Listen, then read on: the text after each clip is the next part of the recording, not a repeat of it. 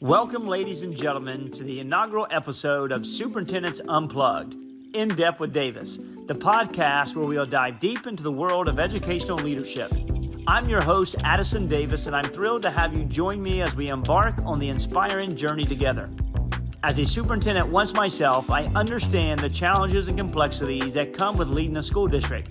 But what I've come to realize is that there's abundance of amazing work being done by superintendents all across our country.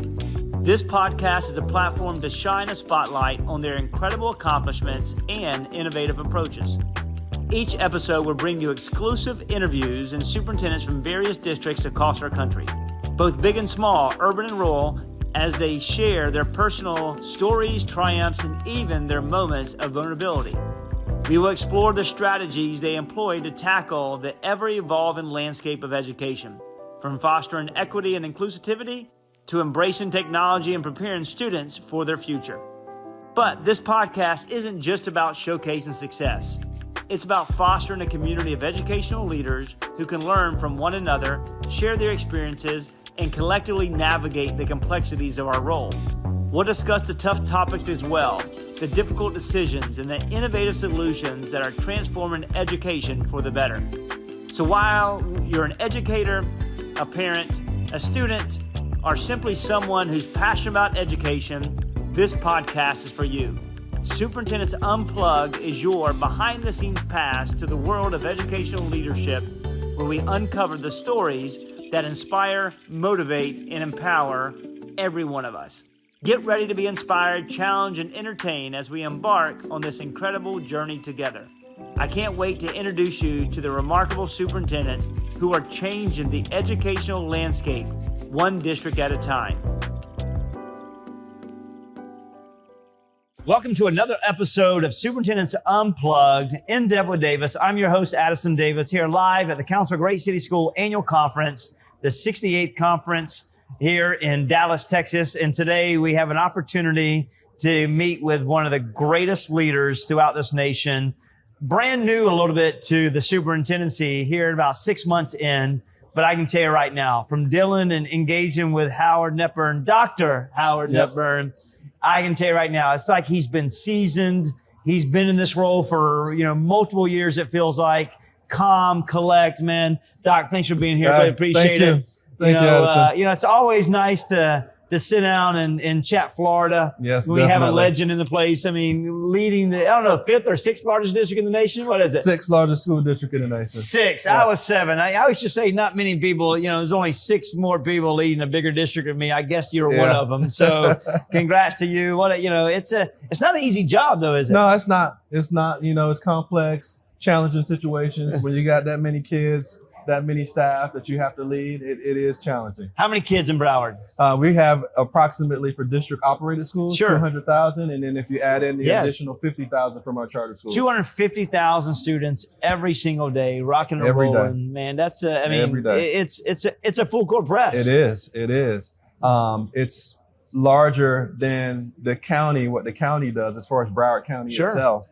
We're the largest employer. And we understand the economic impact that we have on Broward County itself. With that many kids, that many staff members, potentially 500,000 parents.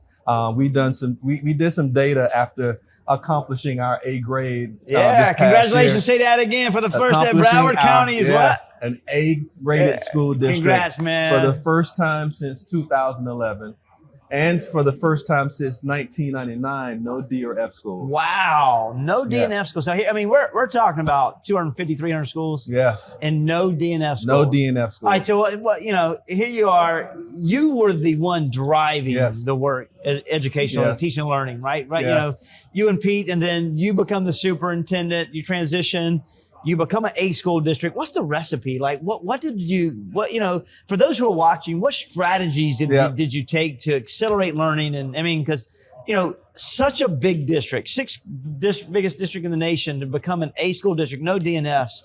That's not easy to do. It's not easy. And first of all, it's about being student centered, making sure that everything that we do is focused on the betterment of our students and making sure they have the best learning opportunities and experience as possible. And then one thing, we sent messages to our staff, our principals, our teachers, that central office staff is accountable to you. We are here to service you. And if we're not doing that job well, hold us accountable. Right. And so that message, rang throughout whole Broward County. And also just the partnerships. We went out, we started leveraging our partnerships. We start rekindling old partnerships. We start building new partnerships. And people were plugging in with us, going into our schools, helping to provide additional tutoring, helping to volunteer. And so we actually did some data and we said, how many people actually contributed to this accomplishment? And when we looked at the data, the amount of parents, the amount of volunteers, there's over 800,000 people. Wow. Over 800,000 people helped to make that impact. Man, just to do the analytics, that's pretty cool in itself, right? To say, you know what? It takes the entire community, a 360 accountability. Exactly. For everyone to be actively engaged, parents, caregivers, faith-based partners, local delegations, universities, colleges, you name it, right? They all got to stand up. You can't do this work alone. You can't work in isolation. Say it again. Listen, this is a superintendent that's been 6 months in the job running the 6th largest district in the nation, talking about we can't do it alone. Yeah, you can't do it alone. It takes partnership. You can't do this in isolation. You will fail, or you will just swim in a sea of mediocrity if you think you can do this by yourself. You know what? And to say that, you've had since April of taking over, and we thank Pete for his hard work and dedication, and you transitioned the board, immediate trust in you, and as they hand the torch over so gracefully. But you got a chance to kind of take team and still working to get them in the right places, right? I mean, that's not easy to do. Exactly. We operationalize ourselves on everything. One of the things I noticed when I came to Broward County August 1 as a deputy superintendent is there was immense talent across the board, right? There wasn't a lot of strategic focus in the right areas, but just from the past issues of having multiple superintendents, a lot of dust kicked up in the air by the media about certain things that have happened in Broward County. Dr. Licata comes in, establishes the right vision, the right mission. I come in and I help to strategically plan what we're going to do to execute and make sure we meet our potential and exceed it. And just galvanizing the team. One of the first things I did is facilitate a leadership opportunity with the regional superintendents and the directors about, hey, what does great instruction look like in the classroom? And we start building out a walkthrough tool based on certain expectations that we want to see in our classroom, and utilizing a tool to collect real-time data so we can react appropriately. Hey, we noticed in the school is not doing A, B, C, D. Where's the support for that? Right. So going to talk to the chief financial officer, talk to the COO, talk to the CAO, whoever it may be, just to make sure we can close certain gaps on those campuses so that principals don't have to stress about what they need. Right. Giving them what they need in real time, and supporting them in accomplishing, certain things incrementally. And at the end of the year, we were celebrating that being the 8th school district. I mean, well, it's so important to be able to understand what's working, what's not, we can do differently. But and also look at your leadership team. Like you've, Simone, Fabian, and you've got Veta, and then you brought some newcomers, right? You got a new information officer, you got a CFO. These are people that are outside coming in and building somewhat of a new, refreshed part of your team. Exactly. We were able to upgrade. I was able to go out and find people who love to be in complex and challenging environments. And they were gung-ho about students. And they hit the ground running immediately. Some of my folks in the first cabinet meetings, they were already contributing. They were already helping us to tackle some of the challenges that we've been facing for the past couple of years. So that's what's important. Well, it's kudos to you for saying, you know what, we're going to open these positions up and we're going to allow this process to handle itself. We're going to find the right people that have the right mindset, that are not bobbleheads, that are ready to lead. And listen, everybody that knows Addison Davis, my cabinet was storming all the time. I think that's healthy, but you got to get to a norming side of it. And with this, I think you're going to have that blend. I think you're going to get to that part, man. But I love it because the pushback, the critical thinking, allow them to be a part of the problem, the community of problem solving is going to be just refreshing of it. Yeah, I don't want yes people on my team. My ideas aren't the best ideas. Right. We have to sit down. We have to storm. We have to contribute as a group. Figure out what works, what challenges we're trying to address. And we got a talented team that does that every day. They're not afraid to hold each other accountable. Right. They're not afraid to speak up and say, you know what, let's think about it this way. Let's not forget about this variable. Let's figure out what the specific outcome we're looking at. And so it's great to have that type of synergy in our team right now. We've completely changed the way cabinet works for us too. Previously, cabinet was just, certain topics on the agenda, a lot of discussion, but as far as things coming to fruition and happening, action, there was no action. So I completely changed our whole cabinet structure, making sure it was initiative driven, making sure there was time certain for deadlines, for actions that need to happen and take place. What is time certain for things to be accomplished, and then having a weekly to bi-weekly cadence of folks reporting out with their teams about where we are, what are the barriers, what are the obstacles, what do we need to do to get over those things. Sure. Right. What's the communication run of show? That's very important to me, because I want everybody to understand that transparency is our best friend. We're a public entity. We serve our communities, and they need to know what we're doing, how we're doing it, and when, so they can hold us accountable when things aren't happening. We talk about that's systems, man. Yep. And I love the fact that we talk about not having individuals that are come in and just theory oriented, right? And the biggest thing, when you look at those who are in these positions, we look at cabinet members, we look at principals, we want action oriented leaders, those that don't transfer, items that need to be transformed. They're really focusing on that transformational work and really setting expectations and project managing, and then building a culture of care and support. Exactly. And then building capacity along the way. You've had an opportunity to work in some of the largest districts in the nation. Yep. Your journey is, Orange County, Palm Beach County, and talk about what lessons you've learned from being in these big districts that prepared you to sit in the seat today. Yeah, absolutely. Starting in Orange County, Ron Blocker was my superintendent, and also Barbara Jenkins. Very system. Great leaders. Yes, great leaders, awesome leaders, very system-oriented folks that poured in a lot of professional development into us, just to make sure we were well prepared to deal with the challenges in a complex and diverse environment. Facilitative leadership was key, ensuring that you're empowering people to help with decision making and facilitating that process so they have a clear understanding of the challenges, how they contribute to solving those challenges or those problems, and then what's the action plan that's being developed out of that after you identify the root causes and strategies to deal with that. And so took that work with us to Palm Beach County too, and with equity in mind also, just to ensure that every kid can leverage the best learning opportunities possible. So we're proud of the work that we did in Palm Beach County, ensuring that there's more accelerated opportunities, facilitating those conversations with principals, staff, parents, again, making sure that the community is well informed about what should happen in the school with their kid, right? So they can come and hold us accountable, right? Sometimes you have conversations with parents and they just don't know what to ask, what to tell you, what to hold you accountable for. For me, that's a question mark, This parent doesn't know that we offer AP classes or ACE classes or a series of ACE classes that the kid can be in, and they can get a full ride to any state school. They're asking the wrong questions because we haven't informed them about those opportunities, right? And so we have nothing to hide. If we're going to create this opportunity, this machine, just to make sure that we're changing the trajectory of kids' lives in the communities that they're living in, especially those in poverty, we have to be very transparent. We have to be very inclusive, and we have to empower them to help us out with the decision making and the challenges that they're facing right there in their communities. And we're starting to do a great job of that in Broward County. Listen, I see it, I feel it. I continue to watch you closely from afar as well, and not only that, I think you're doing a really good job with principal selection, right? And not only just hiring individuals that maybe, they feel this their time. We take seasoned individuals away. We celebrate those who've had rich historical perspective, but the right leaders for the right schools, and talk about your involvement with principal, because I think you're only as good as your next hire. You're only as good as your next hire. Kudos to my leadership development team. They do a great job in preparing our next leaders, preparing our future assistant principals, and preparing our future principals. I do love going to visit schools, and I have a keen eye for talent.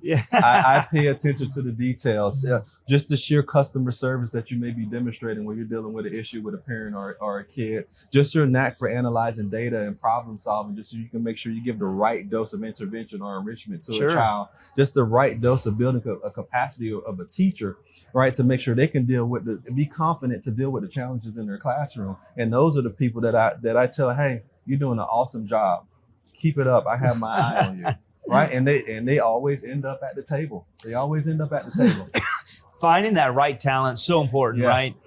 And I think the only way you do it is actively walking with them, building collaboration and working through that.